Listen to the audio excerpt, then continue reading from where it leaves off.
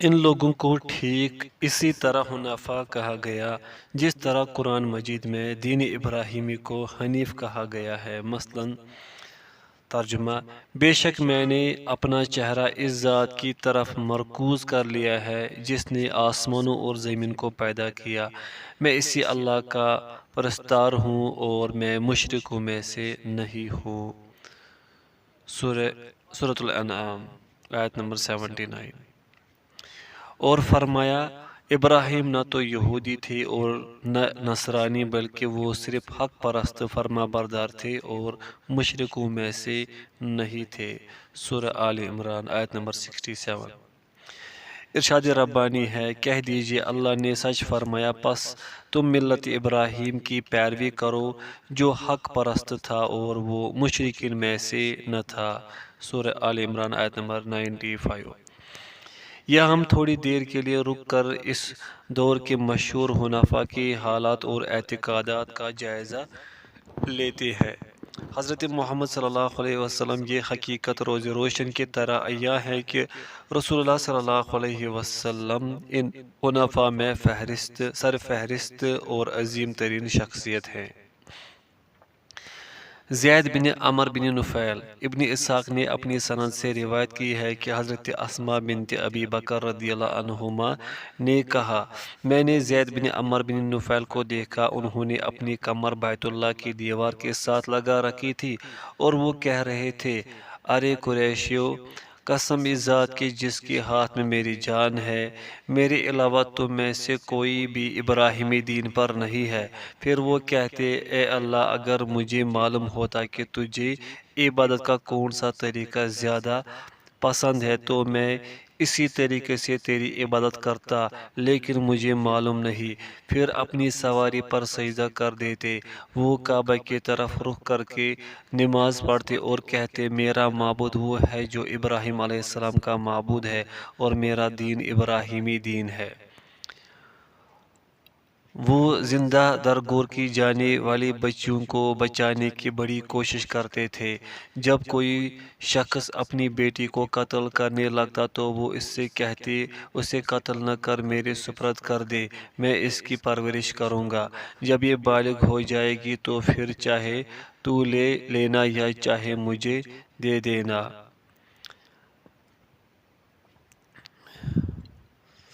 امام بخاری رحمہ اللہ نے حضرت عبداللہ بن عمر رضی اللہ عنہما کے حوالے سے بیان کیا ہے، زید بن عمر بن نفیل صحیح دین کے جستجو میں شام کی طرف نکل گئے۔ وہاں ایک یہودی عالم سے ملے اور اس سے ان کے دین کے بارے میں پوچھا تاکہ اسے اختیار کر سکے۔ وہ کہنے لگا، آپ ہمارے دین پر آنا چاہے تو آپ کو اپنے حصے کے مطابق اللہ تعالیٰ کا غضب قبول کرنا پڑے گا۔ زید کہنے لگے، میں تو اللہ کے غضب سے بچنے کے لیے مارا مارا پھر رہا ہوں، میں اللہ تعالیٰ کا غضب برداشت نہیں کر سکتا، کیا آپ مجھے کوئی اور دین بتا سکتے ہیں؟ وہ کہنے لگا، میرے علم کے مطابق تو وہ دین حنیف ہی ہو سکتا ہے۔ زید کہنے لگے، حنیف کیا ہے؟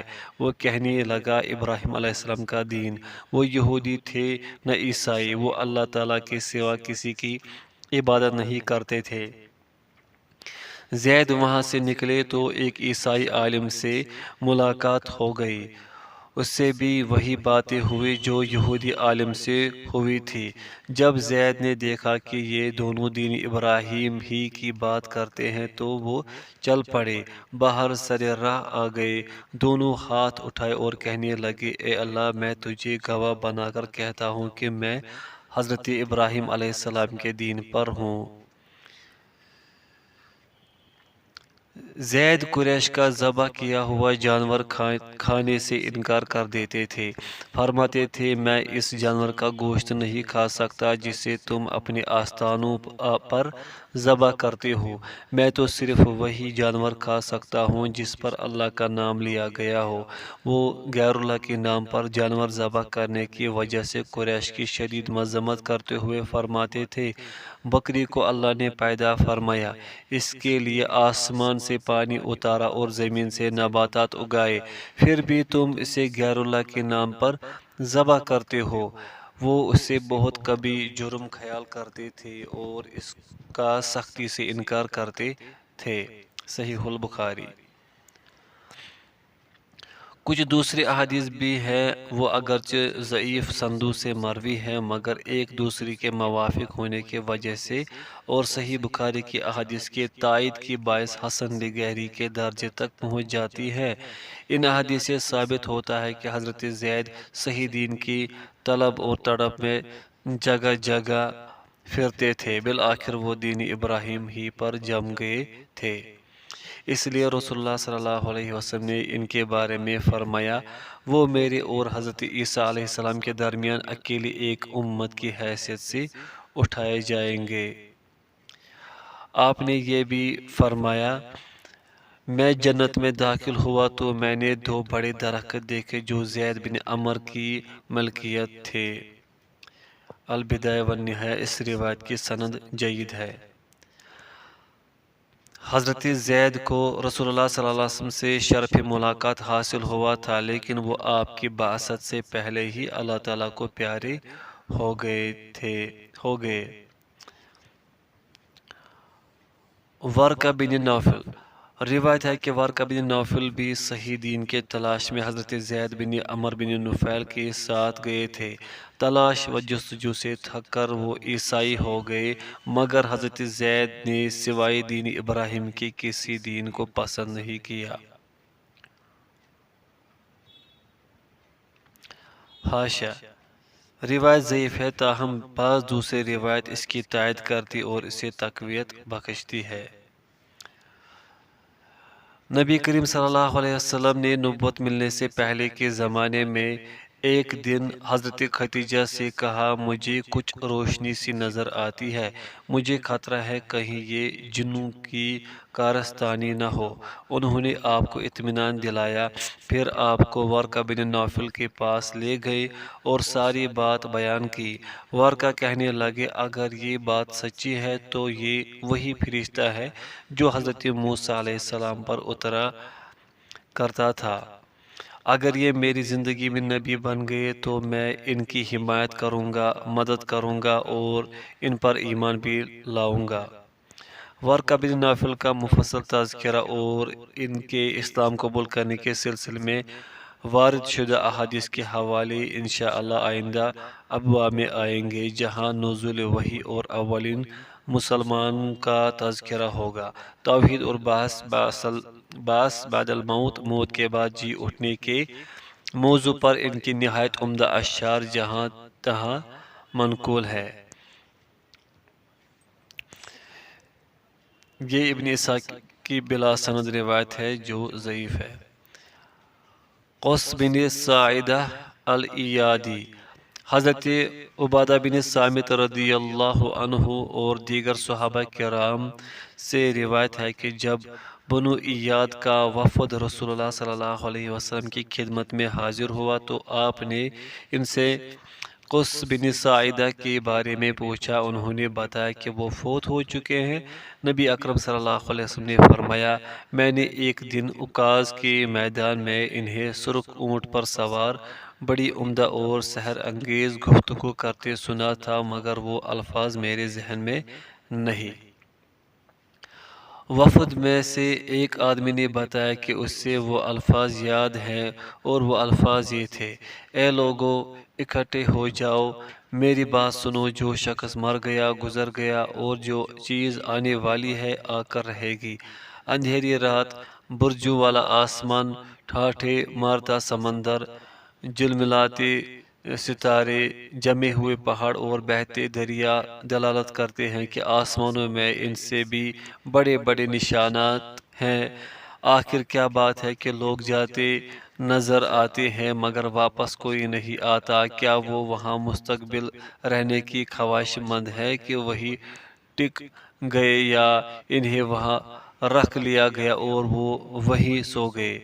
قص اللہ تعالیٰ کی ایسی قسم کھاتا ہے جس میں کوئی شک نہیں کہ اللہ تعالیٰ کا اصل دین تم لوگوں کے دین سے بے انتہا اچھا ہے۔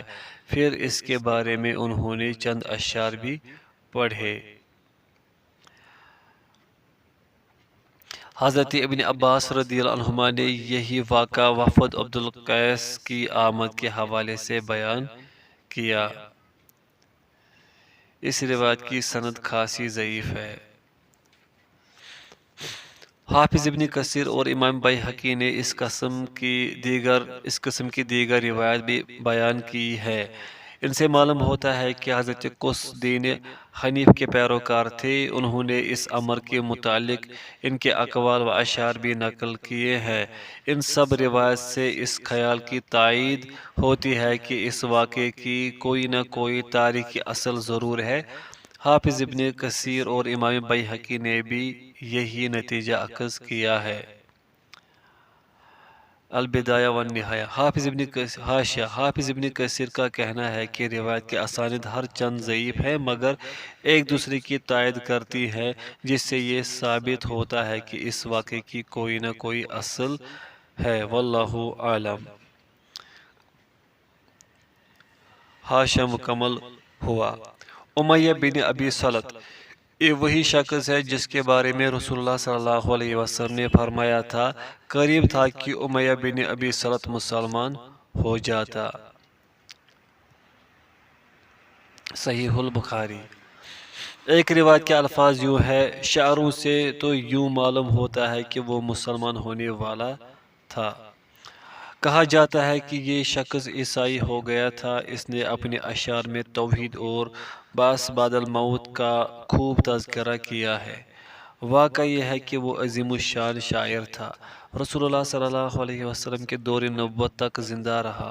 بدقسمتی سے وہ اسی فریب نفس و تکبر کی وجہ سے مسلمان نہیں ہوا کہ میں ایک بزرگ آدمی ہوں، بھلا نوجوان شخص کا پیروکار بن جاؤں۔ دراصل وہ خود نبی بننے کا خواہش مند تھا۔ بعض مفسرین کے مطابق یہ آیت اسی کے بارے میں نازل ہوئی۔ وَاتْلُ عَلَيْهِمْ نَبَأَ الَّذِي آتَيْنَاهُ آيَاتِنَا فَانسَلَخَ مِنْهَا۔ اور اے نبی انہیں اس شخص کی سرگزشت پڑھ سنائیے جسے ہم نے اپنی آیتیں دی تھی مگر وہ ان کی پابندی سے نکل بھاگا۔ سورۃ الاعراف۔ ایک قول یہ ہے کہ امیہ بن ابی سلط 9 ہجری میں فوت ہوا، جبکہ یہ بھی کہا گیا ہے کہ اس کا انتقال 2 ہجری میں ہوا۔ اس نے بدر کے مقتولین قریش کا مرثیہ بھی لکھا تھا۔ لبید بن ربیعہ عامری کلابی جعفری یہ دور جاہلیت کے عظیم الشان شاعر تھے۔ ان کا معلقہ قصیدہ سارے عرب میں مشہور تھا۔ رسول اللہ صلی اللہ علیہ وسلم نے انہی کے بارے میں فرمایا تھا، سب سے سچی بات جو کسی شاعر نے کہی لبید کا یہ قول ہے۔ ترجمہ، خبردار اللہ کے سوا ہر چیز فانی ہے۔ صحیح البخاری و صحیح مسلم۔ ان کا حضرت عثمان بن مظعون رضی اللہ عنہ کے ساتھ قصہ مشہور ہے۔ اس کا تذکرہ مشرکین کی طرف سے دعوت اسلامیہ کی مخالفت کے مختلف حربوں میں سے 10ویں حربے میں آئے گا۔ لبید رضی اللہ عنہ مسلمان ہو گئے تھے۔ وہ عثمان رضی اللہ عنہ کے دور خلافت میں اللہ تعالیٰ کو پیارے ہوئے۔ اس وقت ان کی عمر 150 سال ہو چکی تھی۔ بعض مورخین نے اس سے بھی زیادہ بتلائی ہے۔ مذکورہ حضرات کے علاوہ مشہور حنفاء ارباب میں رعاب مشہور شاعر سوید بن عامر مستلقی، اسد ابو کرب حمیری، وکی بن سلمہ بن زہیرہ یادی، عمیر بن حیزب جہنی، عدی بن زید عبادی یہ عیسائی ہو گئے تھے۔ ابو قیس سرہ بن ابی انس بخاری، سعید بن ذی یزن حمیری، عامر بن ظرف عدوانی، مشہور شاعر عبدالتانجہ بن ثعلب بن وبرہ بن قضاعہ، اللہ بن شہاب تمیمی، ملتمس بن امیہ کنانی، مشہور شاعر زہیر بن ابی سلمہ، خالد بن سنان بن غیث ابسی، عبداللہ قضاعی، عبید بن ابرس اسدی، کا بن لوئی بن غالب قرشی جو نبی اکرم صلی اللہ علیہ وسلم کے جد امجد ہیں۔ عثمان بن خویرس یہ دین حق کی طلب میں نکلے تو قیصر کے پاس پہنچ گئے، وہاں عیسائی ہو گئے اور اسی کے ہاں بڑی عزت کے ساتھ رہے۔ عمر بن ابسہ سلمی، انہیں اللہ تعالیٰ نے اسلام کی توفیق بخشی۔ اقسم بن سیفی بن رباح اور نبی اکرم صلی اللہ علیہ وسلم کے قریبی جد امجد جناب عبدالمطلب۔ حاشیہ، یہ چند نام بطور مثال ذکر کیے گئے ہیں، تمام ناموں کا احاطہ نہیں کیا گیا۔ حاشیہ مکمل ہوا۔ جزیرہ نمائی عرب کی معاشرتی حالت۔ کسی قوم کی معاشرتی زندگی اس کی دینی اور معاشی زندگی سے جدا نہیں ہوتی، چونکہ عرب میں بت پرستی عام تھی جو عقل اور فطرت کے خلاف ہے، اس لیے ان کے معاشرتی حالات بھی عقل اور فطرت سے بیگانہ تھے۔ ان کا اخلاقی انحطاط پستی کے آخری حد تک جا پہنچا تھا، جو ان کے اعمال و افعال سے صاف نظر آتا ہے، جیسے شراب پینا، جوا کھیلنا، بے شمار شادیاں کرنا، فقر کی بنا پر بلکہ فقر کے موہوم خطرے کی بنا پر اپنی اولاد کو قتل کر دینا، جھوٹی آر کی ڈر سے اپنی بیٹیوں کو زندہ دفن کر دینا، معمولی باتوں پر جنگیں شروع کر دینا اور انتقام کی آگ میں اندھا ہو جانا وغیرہ۔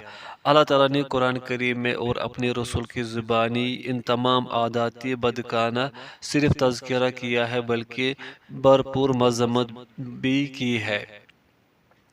رسول اللہ صلی اللہ علیہ وسلم زندگی بھر ان گھٹیا رویوں کے خلاف جہاد کرتے رہے۔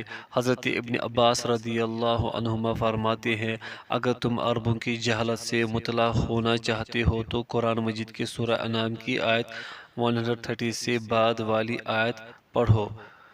قرآن مجید کی مندرجہ ذیل آیات میں عربوں کی چند خصائل کا ذکر ہے۔ وَإِذَا الْمَوْءُودَةُ سُئِلَتْ بِأَيِّ ذَنبٍ قُتِلَتْ، اور جب زندہ درگور کی گئی بچی سے پوچھا جائے گا کہ وہ کس جرم میں قتل کی گئی۔ سورۃ تکویر۔ ارشاد الہی ہے ترجمہ، اور جب ان سے کسی کو اس بیٹی کی پیدائش کی بشارت دی جاتی ہے جس کی اس نے رحمان کے لیے مثال بیان کی تو اس کا چہرہ سیاہ پڑ جاتا ہے جبکہ وہ غم سے بھرا ہوتا ہے۔ سورہ الزخرف۔ نیز ارشاد ربانی ہے، اور جب ان میں سے کسی کو بیٹی کی بشارت دی جاتی ہے تو اس کا چہرہ سیاہ پڑ جاتا ہے اور وہ غم و غصے سے بھرا ہوتا ہے، وہ اس آر کے باعث جس کی اسے بشارت دی گئی لوگوں سے چھپتا پھرتا ہے، سوچتا ہے کیا اپنی توہین کے باوجود اسے باقی رکھے یا اسے مٹی میں دبا دے۔ آگاہ رہو، بہت برا ہے جو وہ فیصلہ کرتے ہیں۔ سورۃ النحل۔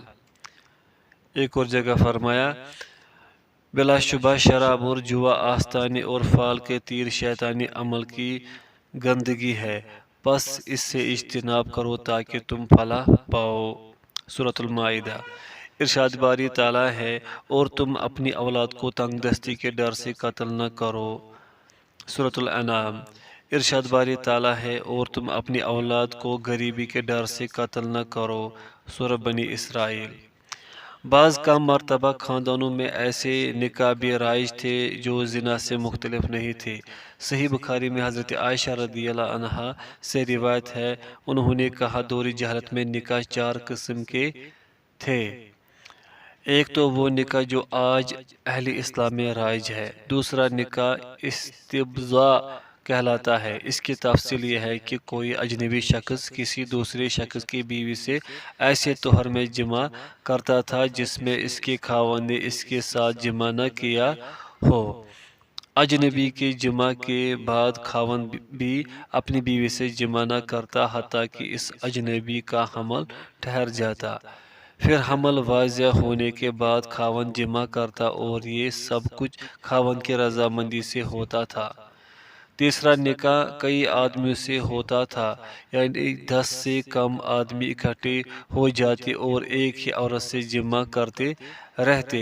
پھر جب وہ بچہ جنتی تو ان سب کو پیغام بھیجتی، وہ اکٹھے ہو جاتے تو اس بچے کو ان میں سے کسی ایک کی طرف منسوب کر دیتی کہ یہ تیرا بچہ ہے۔ چوتھا نکاح یہ تھا کہ بلا تمیز بہت سے آدمی ایک عورت سے جمع کرتے رہتے۔ ایسی عورتوں کو گھروں پر عموماً جھنڈا نصب ہوتا تھا۔ پھر جب بچہ پیدا ہوتا تو وہ سب افراد بلائے جاتے، قیافہ شناسی کے ماہر بھی بلا لیے جاتے۔ یہ لوگ جس شخص سے بچے کی زیادہ مشابہت محسوس کرتے بچے کو اس سے منسوب کر دیتے اور وہ انکار نہیں کر سکتا تھا۔ اسلام نے ان تمام نکاحوں کو باطل قرار دیا اور صرف وہی نکاح باقی رکھا جو اب رائج ہے۔ صحیح البخاری۔ ستم بالائی ستم یہ ہے کہ وہ لوگ نکاح کے ان مکروہ طریقوں میں کسی قسم کا عار بھی محسوس نہیں کرتے تھے۔ بخاری و مسلم دونوں کی روایت ہے کہ ایک شخص کھڑا ہو کر کہنے لگا، اے اللہ کے رسول، فلاں میرا بیٹا ہے، میں نے اس کی ماں کے ساتھ دور جاہلیت میں زنا کیا تھا۔ رسول اللہ صلی اللہ علیہ وسلم نے فرمایا، اسلام میں جاہلیت کے دعوے نہیں، جاہلیت مٹ چکی، بچہ بستر والے کا ہے اور زانی کے لیے پتھر ہے۔ اگلے صفحات میں عمرہ قضاء کے بیان میں حضرت سعد بن ابی وقاص اور عبد بن زمعہ رضی اللہ عنہما کے مابین زمعہ کے لونڈی کے بیٹے کے سلسلے میں تنازع کا ذکر تفصیل سے آئے گا۔ جاہلی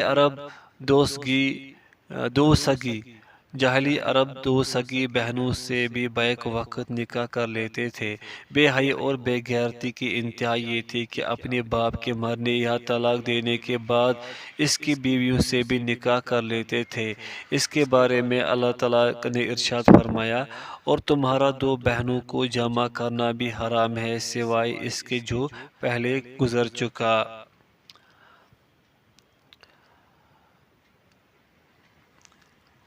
نیز ارشاد ہے، جن عورتوں سے تمہارے باپوں نے نکاح کیا ہو ان سے تم نکاح نہ کرو۔ سورۃ النساء۔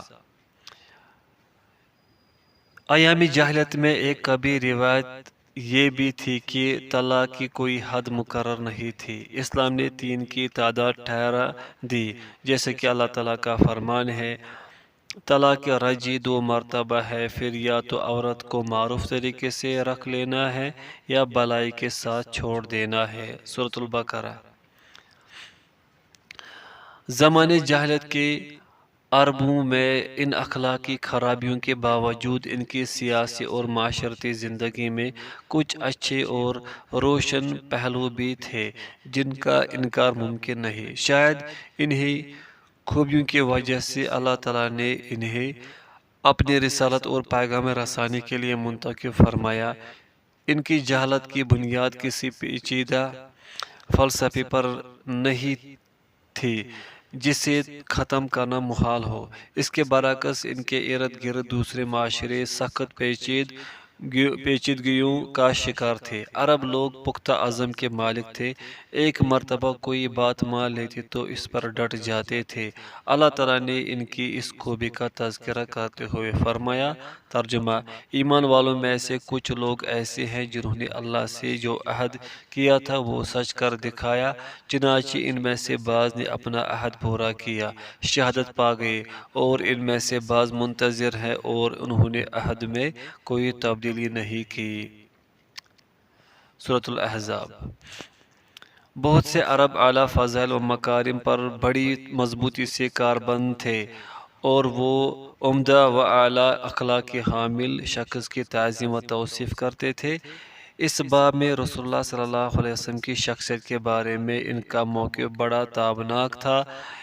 اس کا ایک مظاہرہ ابو سفیان کی زبان سے ہرقل کے روبرو سر دربار ہوا جس کی تفصیل آگے آئے گی۔ وہ انتہائی صاف ذہن اور زبردست حافظے کے مالک تھے۔ اس کے بارے میں عجیب و غریب واقعات مشہور ہے۔ حافظ ابن عبدالبر رحمہ اللہ نے لکھا کہ امام زہری کہا کرتے تھے، میں بکی کے پاس سے گزرتا ہوں تو اپنے کان بند کر لیتا ہوں، مبادا میرے کان میں کوئی بےہودہ لفظ پڑ جائے، کیونکہ اللہ کی قسم میرے کان میں جو بات بھی داخل ہو گئی میں اسے کبھی نہیں بولا۔ حافظ ابن عبد البر ہی کا بیان ہے، بعض عرب لمبے لمبے قصیدے صرف ایک ہی دفعہ سن کر حفظ کر لیتے تھے۔ حضرت ابن عباس رضی اللہ عنہما نے عمر بن ابی ربیعہ کا قصیدہ صرف ایک دفعہ سنا اور حفظ کر لیا تھا۔ اس قصیدے کا پہلا شعر یہ ہے۔ ترجمہ: کیا تو آل نعم سے کل صبح سویرے روانہ ہوگا یا زوال کے بعد دوپہر کے وقت؟ جبکہ آج کوئی شخص اپنا ایسا حافظہ نہیں رکھتا، اگر آج کتاب نہ ہو تو بہت سا علم ضائع ہو جائے۔ یہ حقائق جان لینے کے بعد یہ بات ہرگز باعث تعجب نہیں کہ ابن عباس، ابو ہریرہ، ابن مسعود اور سیدہ عائشہ رضی اللہ عنہم سے ہزاروں احادیث مروی ہیں۔ حضرت ابو ہریرہ رضی اللہ عنہ نے 5374 احادیث بیان کی ہیں۔ حضرت عبداللہ بن عمر رضی اللہ عنہما سے 2630 احادیث مروی ہے۔ عرب آزادی کے رسیا تھے۔ عرب آزادی کے رسیا تھے اور کسی ایرے گیرے کی قیادت تسلیم نہیں کرتے تھے اور اسی کو سردار مانتے تھے، جو معمر ہونے کے ساتھ ساتھ جرأت، بہادری، جوان مردی، مضبوطی، تحمل و بردبار یا ورقوت جیسی ورقوت جیسی صلاحیتوں اور اچھی عادات و محسن اعمال کا نمونہ ہوتا تھا۔ بت پرستی کے باوجود وہ اللہ تعالیٰ کی ذات بابرکات کے منکر نہیں تھے۔ اللہ تعالیٰ کا ارشاد ہے۔ ترجمہ: اور بلا شبہ اگر آپ ان سے سوال کریں کہ آسمانوں اور زمین کو کس نے تخلیق کیا اور شمس و قمر کو کس نے مسخر کیا، تو وہ ضرور یہی کہیں گے، اللہ نے۔ سورۃ العنکبوت۔ اور فرمایا، اور البتہ اگر آپ ان سے سوال کریں کہ کس نے آسمان سے پانی نازل کیا، پھر کس نے زمین کو اس کی موت و ویرانی کے بعد زندہ کیا، تو وہ ضرور یہی کہیں گے، اللہ نے۔ سورۃ العنکبوت۔ اسے توحید ربوبیت کہا جاتا ہے، یعنی اس بات کا پختہ یقین کہ ہر چیز کا خالق و مالک اللہ رب العزت ہے۔ اس پر مستزاد یہ کہ وہ ایک یگانہ، منفرد، لاسانی اور جادو اثر زبان و بیان اور نہایت فصیح و بلیغ لغت کے حامل تھے، جن کے ذریعے سے اسلام کی درخشاں تعلیمات پوری طرح جلوہ گر ہو گئی۔ ان لوگوں کو